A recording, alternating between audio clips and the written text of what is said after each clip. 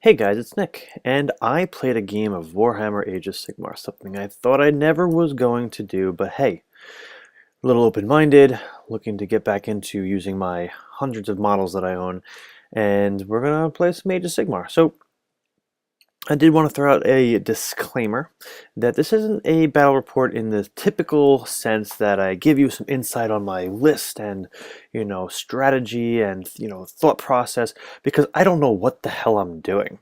I made a quick list. I played a buddy who's been traveling around, doing some tournaments, playing regularly, so he brought his orcs. I can't even tell you what the name of his faction is because I already forgot, just based on the fact that it's not orcs and goblins anymore. It's like Iron Jaws, I think. I think if I'm jogging my memory, that's correct. So I'm going to say all the wrong things, but I'm going to use this as an experience for viewers to grow with me as I get to know Age of Sigmar. I can get some feedback from everybody as far as what's good and what's bad and what to do and what not to do. So it's really just a video sharing my experience, not a typical battle report, in which case hopefully you'll learn something, because I don't think you're going to learn much from me this time around. Maybe I'll learn from you guys. So here we have a nice diagonal deployment. I like this flavor. Most of the pitch battles I did with 8th edition were very, meh. But I like right off the bat that this scenario has a cool little diagonal deployment with 2 markers, and you may see on the back and the front of the battlefield where you have to maintain these objectives, or if you have both, you automatically win by a certain turn, things like that. I like objectives. I think after playing Armada and Rune Wars a bit, I think that was what was missing in the 8th edition core book. I know the organizers at the tournaments did a very good job of spicing it up, but as far as like the core rulebook, I just felt it was meh. I know in the 9th Age they're doing a very good job of using objectives and deployment and really spinning, really spicing it up. But we're not playing those 2 games. Back to Age of Sigmar. So I whipped out my Lead Belcher army from good old 8th edition. This is the army I brought to Crossroads. A bunch of Lead Belchers. So I got some ogres out. I decided not to go too heavy on the Lead Belchers, but I do have 2 Iron Blasters, 9 Lead Belchers scattered around. I got some iron, some Saber Tusks. I'm going to get all the names wrong because I don't know them yet, because I guess everything's being rebranded for copyright issues. There's some Gnoblars. There's a nice big chunk of Iron Guts off to the left there. Hopefully I can do some nice big sweeping motion with their big great weapons. And I have a Butcher and a Tyrant right there in the middle. Sorry I didn't really go from left to right, but I can do that again. Iron Guts, Iron Blaster, Lead Belchers, Tyrant, Butcher, Gnoblars, Iron Blaster behind, Lead Belchers, and Saber Tusks. So I could look up what all these guys are, but I'm lazy, and this is a quick video. So we've got some Orc Cav, a bunch of big beefy guys with some heroes. He had like 3 or 4 casters in here. A hero behind that on a big thing. And some Black Orcs, essentially, and then some more Fast Cav. You can't see off to the left, off to the right yet, but I will have a Gorger that will come in and start doing some funny business. So my Tyrant got Brawler Guts, which you can see the rule right there. This is another side note. For making the battle reports with the battle scrolls on the phone, I could take a quick screenshot. Might be easy to give a good accurate report without making things up, due to the fact that I can kind of snapshot the rules that I'm using. My command ability for my Tyrant, which I use in the hero phase, which I guess is like the new magic phase, I go ahead and kill, I guess, 3 Gnoblars in efforts to prevent them from having to take break tests or bravery tests. And with my Butcher, I rolled a 5/6 for Bone Crusher. I got first turn. I failed to mention that, but so I got that, but didn't end up doing anything really substantial for me.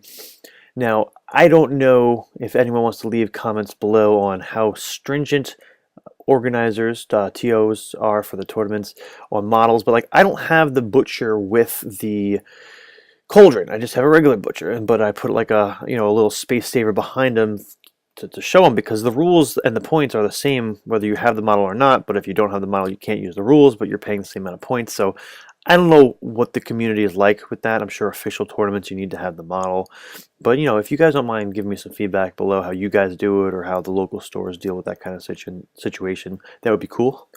So the front right there in the center is my Butcher with some barrels behind him, so that's what I'm kind of using to proxy him as. So the Iron Guts to the top left are going to just go sweep through. They did a march or a move and then a run, which is that D6 move. The Iron Guts, I'm sorry, the Iron Blasters and the Lead Belchers, they all moved up so they got in range of firing. Everyone else is kind of shimmying around. The Gorge you can see over to the right, he appeared, and I think he gets to move, so I'm going to try to send him in towards one of the casters or two so I can kill some heroes, and hopefully this will help block march. I know block march isn't the right terminology, but as I later learn in the game that if you're within 3 inches, you have to close in on the enemy, so there is sort of a block marching way to kind of hone in on your enemies and cause them to do something that you want them to do versus what your opponent wants them to do. I think I understand that correctly. So these lead belchers go ahead and use this terrain as a way to prevent the enemy coming in, or so I think. Hint, hint, foreshadow. So they go ahead and shoot up some heavy guys, whatever these guys are. They're pretty nasty in combat. I will note that we used all the terrain as impassable. I'm not sure if that's how it goes at all different tournaments, or what's taken seriously or not. So that was the end of my turn. Now you can see here the orcs go ahead and move up. They move a lot quicker than I thought they were going to. And then there's also some faction abilities. I'm not going to quote them because I don't remember them, that allowed some extra movement. And so these guys get really close really quickly. And then with the charge, I didn't realize everyone can get in your face super quick. So from left to right, you see that the Cav go in against the Iron Blaster. I didn't see that coming. The big guy, the flying lord on, I don't know what it is, he couldn't fit anywhere. So he was stuck behind that impassable terrain, that little barricade. And then we got a big chunky unit on the Lead Belchers, which is probably going to destroy them. I had no idea things can get to you that quickly, which is something I learned the hard way. And then we got the Cav also to the right on that unit of Lead Belchers. So the Cav go first on the Iron Blaster, and they shred it. Went really, really nasty. And then I guess what's going to happen is, since it was my opponent's turn, I get to choose where the next combat is, but not if the Iron Jaws go ahead and kill something outright. So now they get to pick the next combat. So I guess these guys do a really good job at piggybacking off killing entire units. So I didn't get to react with my Lead Belchers. They went ahead and bit it looks like. I think 1 or 2 guys were left to fight a little bit, but I guess with the way morale check work, my guys just turned and ran. So everyone's dead here. Over to the right, one of the Lead Belchers dies, and they don't perform too well, the Orc Cav. But I do have my Noblars, and my Iron Blaster decided to go in. I thought it was cool that the Iron Blaster could go into combat and still be able to shoot when it's my turn, because you can shoot while you're in combat. Totally different than any game I've played, but I think I'm okay with it. I think having a game that prevents you from doing things more often than allows you to do things is good. Might be a little weird, but I'm open to it. I'm really trying to be open-minded, and you know what? I thought it was cool, so I can still shoot. The good thing is with the Iron Blaster, at least for my opponent, and it's fair, it's got a minimum range, so I couldn't shoot the Iron Blaster at what was right there, but I can shoot over them or at something else, which is fair. I'm okay with that. So we clean up the battlefield, as you can see, and we go ahead, and it is my turn. So the Iron gets over to the left. They go and get as close to my opponent as possible. It's a nice unit of 12 Iron Guts. They're going to be kick-ass. I am able to get the Iron Guts in on not only the Cav, but the big beastie guy. I have my Butcher and my Tyrant go in. After playing 8th edition, I thought, hey, sending in 2 heroes, what could possibly go wrong? They're ogres, they're great. So we'll see how that goes. You can see over to the right, I end up killing one of his Cav. The Saber Tusks are coming back into combat. I sent them all the way out to the right, not realizing my Orc opponent was going to be on me right away. For anyone that cares, yes, there is a bottle in the bottom of the frame. Feeding the baby while we play. And the Noblars are just kind of closing in, and you can also see top of the frame. I sent my Gorger in after the caster, which I didn't know at the time was going to be so helpful. He fails at killing the hero. He whiffs every time. His rolls suck. But now that I'm within 3 inches of the Black Orcs, or the Ard boys, they can't move forward. So I kind of actually prevent reinforcements from coming, which was great. It was beginner's luck. I had no idea that was going to happen, but that was super helpful.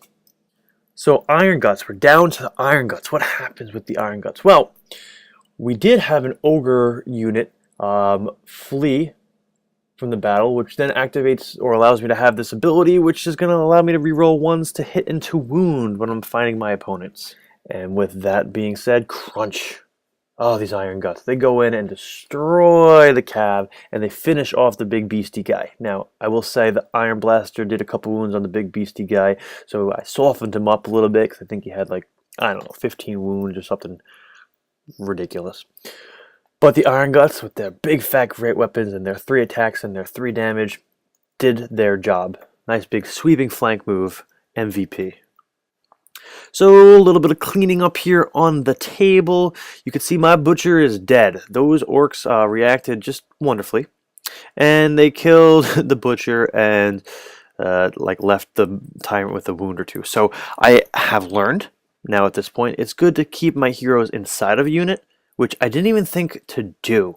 I didn't realize you could just put down a unit of 20 guys and then put a hero in the middle, because I don't know, just learning the game. So it's good to keep them accompanied with some backup and not send them in like that, because you can't even see some of the orc heroes because they're just clustered in with the heroes. And I think that's actually a pretty cool way to do it, because that's realistically how it would happen in, you know, either historical combat or, you know, anything that's fiction. But it's cool. So I'm going to do that. Maybe I'll have the heroes hanging out with the lead belchers or in the big unit of Iron Guts, or maybe I'll downgrade the size of the Iron Gut unit, because I feel like it's too much of an all-in. It could end pretty poorly if, you know, they get chaffed up. But I move over to the right. You can see that there's still 2 of the Cav units and some Noblars just kind of closing in as we continue. Hope and the heavy hitters are surrounding my tyrant, who's putting up a little bit of a fight, but he's not going to make it. So the orcs, here are the orcs. The orcs go ahead and move the 3 remaining guys from the original unit up top that was hanging out with the heroes in the center of the frame over to the Iron Guts, so they can kind of hold them up a little bit. That circle is going to go ahead and attack the tyrant. And over to the right, we're still just kind of fighting out whatever we have left there with the Cav. We can say goodbye to the tyrant. We'll go ahead and chop up all the guys that went after the Iron Guts. The caster will battle it out up top with the Gorger, who I don't know if you can really make out. He's got his big bloody arm up from behind all those models. And these black orcs decide to close in on the Gorger so they can eat him. And although I feel like I'm doing really good crushing my opponent on my first game ever against a tournament winning list, I must say John has done a very good job, and I told him I'm going to come in and crush him with my beginner's luck and vanquish these dirty orcs. But this kind of slipped through my finger. He knew the scenario. I read it, but didn't realize he can run for the objective, and if he controls both, the game ends. I think on turn 3 if someone gets both, something like that. So he goes ahead and runs, or he moves forward and then he goes to run. But he doesn't roll high enough to get to the objective and claim it. So you can kind of see those orcs are making their way to the left. We still have the cluster on the bottom to the right because, hey, that Cav unit has a good save and my guys roll really, really poorly. Top right, you see the Gorgers just dealing with some black orcs. I think he's dead at this point. The Iron Guts are just getting ready to go kill something when it's their turn. And now it's their turn. So they go in and attack that big unit of orc dudes. I gotta say, it felt really good just picking up a pile of dice and just throwing them on the table. Haven't done that in a really long time. Not in the multitude that tabletop Games Workshop games require. But hey, the Iron Guts go ahead and smash up some guys. Over here, we finally kill off the last of the Cav. The Black Orcs go and claim the back objective, so we each have an objective by the end, but we kind of just call it here because it was just a learning experience. Also, John had to wake up nice and early so he could head into Brooklyn for a tournament, which he goes ahead and takes 3rd place in, by the way. I think out of 10 people or so, which was pretty cool. And hey, that was fun. And I'm glad that I was able to win. I mean, I was cocky and told him I was going to beat him anyway. But the fact that knowing a little bit of Warhammer allowed me to go and play Age of Sigmar without, you know, too much trouble, The stat lines were pretty basic as far as what to read in your war scrolls. So my first impressions are, hey, this is good. It's a great beer and pretzel game for now. I'm sure I can get a little bit more competitive. Is it a full replacement for tabletop fantasy? No, but is Ninth Age going to make it for me? As of right now, it's in flux, and none of my gaming group are playing the other old games like 8th edition. But you know what? I think this is just a good game for me to play right now. It's a little bit easier to kind of pick up and play. I feel like, especially if I play an army like ogres, where I don't need as many models. I can't see myself getting on the Skaven on the battlefield. Unless I'm keeping them in movement trays, it seems like too much work. But hey, I hope you guys enjoy this. Please leave questions and comments below. Definitely leave feedback as far as what I might have done differently or rules that I might have screwed up, even though I don't really know any rules to screw up at this point. But here's just my initial experience with Age of Sigmar, and I hope you guys enjoyed it. I had a good night just getting my models out in the battlefield and playing again, so that's what's most important. I think I can keep the competitive stuff behind me. Maybe I'll pick up and go to a tournament or two, but I'll be a little bit more lighthearted about it since I just don't feel like there's enough time for me to learn all the armies and factions and rules in and out to master it. And that's something that Vince actually wrote on my previous video on the fact that Age of Sigmar is an easy game to learn but a hard game to master. And I guess I can see that being the case. So, we'll see what happens. So, again, thanks for watching, and welcome back, and hopefully I can get you some content as often as I can. And thank you for the encouragement.